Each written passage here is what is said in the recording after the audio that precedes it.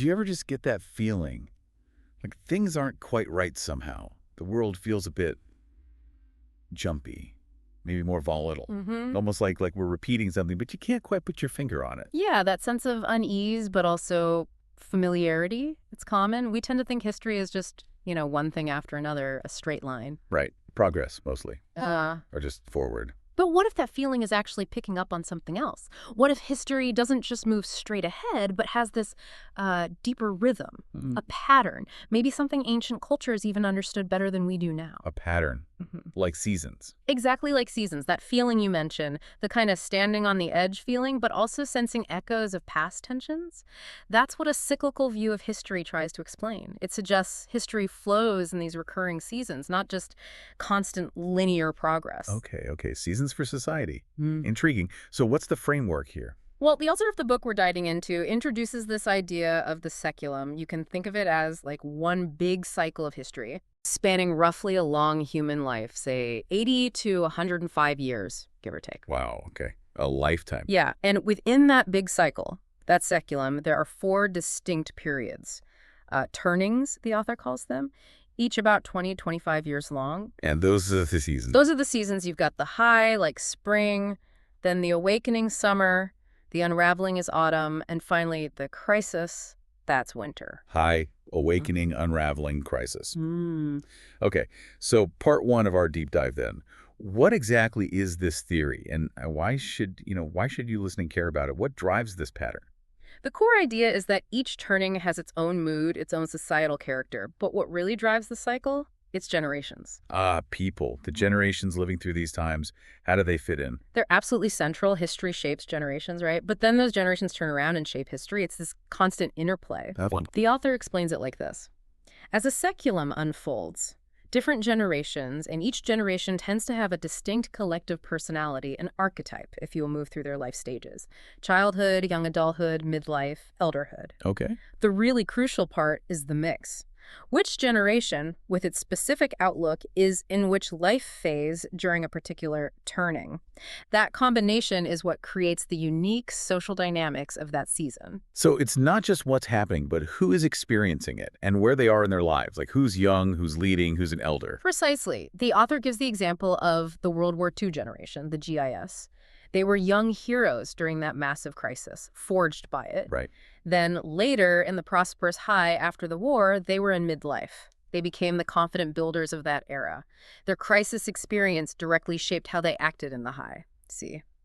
Generational position meets historical season. That's the engine. Yeah, I see. And that definitely bumps up against how we usually think, doesn't it?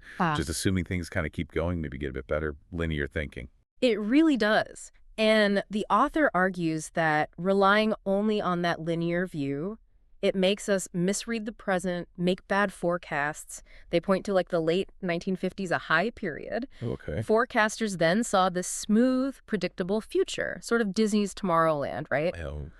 But they completely missed the massive social earthquakes of the 60s and 70s, the awakening, because they didn't see the season was about to change.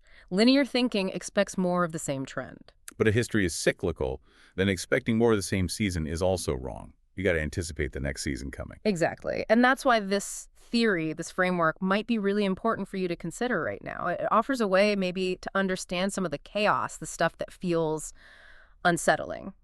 It suggests maybe it's not all random noise. Maybe it's part of a bigger pattern we can actually kind of make out. So it's not about having a crystal ball for specific events. No, definitely not. And the author is very clear on this. The cycle doesn't predict exact outcomes, but it tells us when certain types of challenges are likely to pop up. And, maybe more importantly, it tells us when our collective choices, our actions really, really matter, when they have the most weight. So understanding the season isn't about just sitting back and watching it happen. No, it's the opposite of fatalism. It gives you a sense of agency. It helps you see, okay, this is the kind of time it is, so this kind of action might actually make a difference. That shift from feeling helpless to feeling like your actions matter, that's huge. So let's get into part 2 then. Where does the author suggest we are now? What are the challenges and transformations associated with this part of the cycle? Well, the book puts a lot of focus on the fourth turning, the crisis, winter. Sounds ominous. It's described as history's great discontinuity. A time of serious risk, yeah, but also profound transformation. Like winter in nature, you can't really skip it. Its intensity might vary. It could be long and hard, maybe brief and sharp, maybe milder, but it comes. And when did the author predict this? Yeah. This winter would arrive.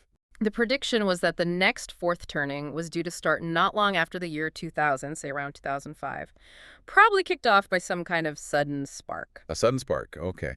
And what does this crisis period look like? According to the book, what are its characteristics? According to the author's analysis of past cycles, a crisis typically sees the old social order start to really fray, even break down. Trust in institutions, political, economic, tends to crater. We've certainly seen some of that.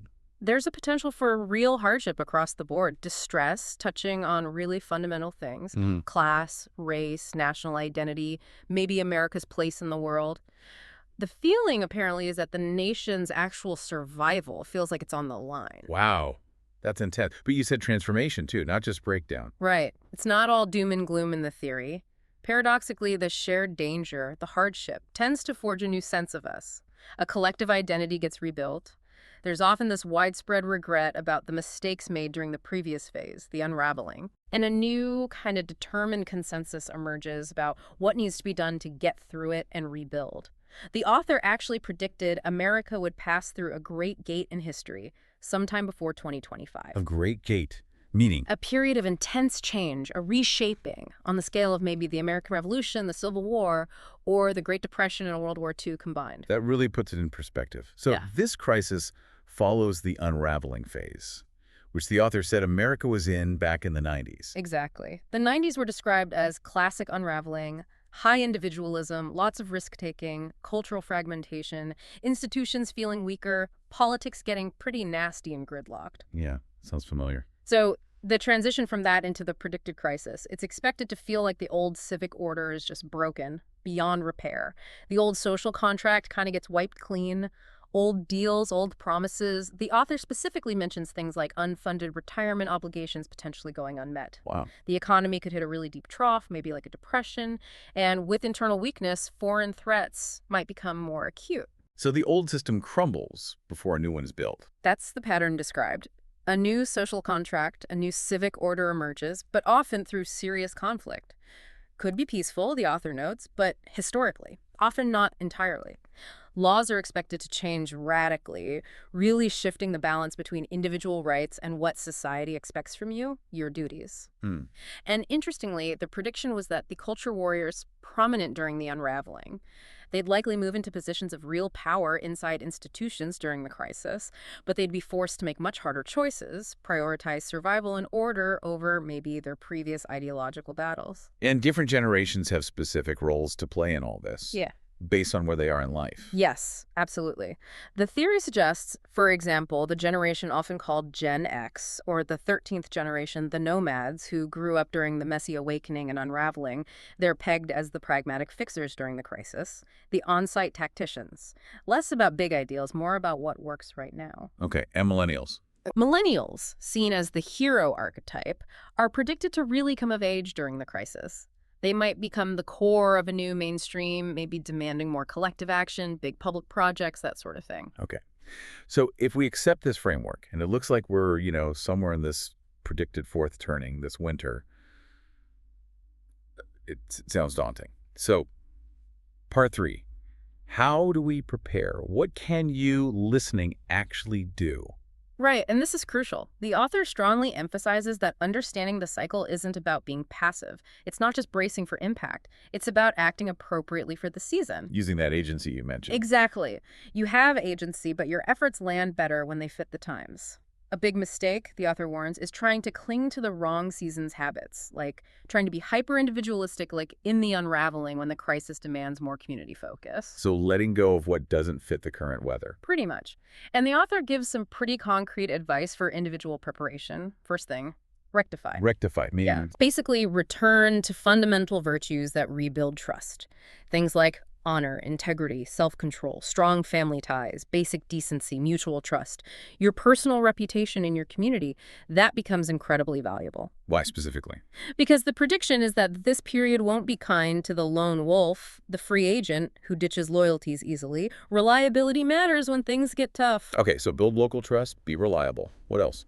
Second piece of advice, brace.